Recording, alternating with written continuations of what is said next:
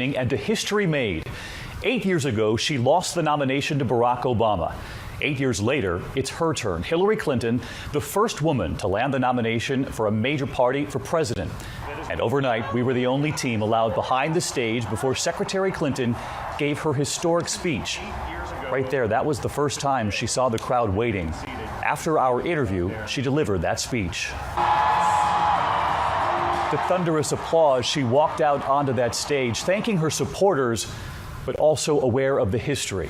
I just want to show you this. This is the crowd that is waiting for you. Oh my gosh, look at that! So this is 8 years ago to the day that you conceded, and tonight you will go out there. That's right. For a very different reason. That's right. It's almost hard to take in. It really is. Is it sinking in? Oh, this is sinking it in, I can tell you that. It's just an overwhelming feeling, David, really.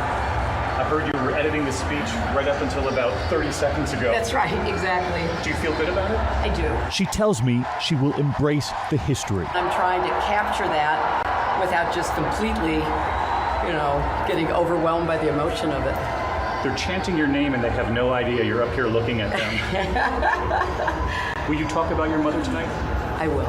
I'm going to, yes. That was one of the choices that I made. It's hard often for me, as you remember from our interview, to talk about her without getting really teary. But I couldn't really think of how to give the speech without talking about her. So, yes. With weekend anchor David Muir. It was a fitting signal of strength in a country so tested. Mrs. Obama side by side with Archbishop Desmond Tutu doing push-ups. Tutu was a champion of racial equality during apartheid here. And there was another portrait, one most children would simply find in a history book. Nelson Mandela. Oh, yeah. What was it like in that room?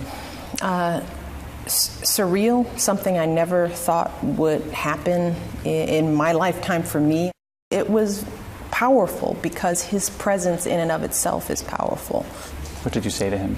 I told him, you cannot imagine how important your legacy is to who I am, to who my husband is. And I just said, thank you, thank you, thank you. You have so protected your daughters from the media glare, and admirably so.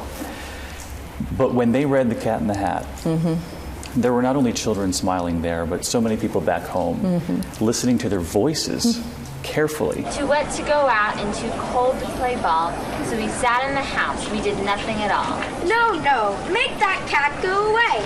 Tell the Cat in the Hat you do not want to play. I look at them in the same way and think, wow, you guys have grown up, and you're so poised, and you're so sweet. So there's that motherly side of me. But it's still always a balance between protecting them. They're here because it's June and they're not in school. Those things should not be in this house. Make them go. And Sasha, she might have a future, a little dramatic flair there. Yeah, Sasha's got a little flavor. And during our interview with the First Lady, a list we discovered made by students here of questions that they simply ran out of time to ask her. These are the questions that some of the young people had hoped to ask you downstairs. Okay. What legacy do you and Barack Obama plan to leave behind? But I liked this one. What advice will you give to your girls when they fall in love? Oh, wow. You're about to have a teenager, right? Oh, yes. She's there. I would tell all young people, choose people who will lift you up. Find people who will make you better. You said the president has made you better. Yes. And you said, let's just for the record say. I haven't told him that, so now it's on record. So he's going to bring that up whenever I'm mad at him. But yes, I think, of course, I've made him better. I heard it. That's on record too.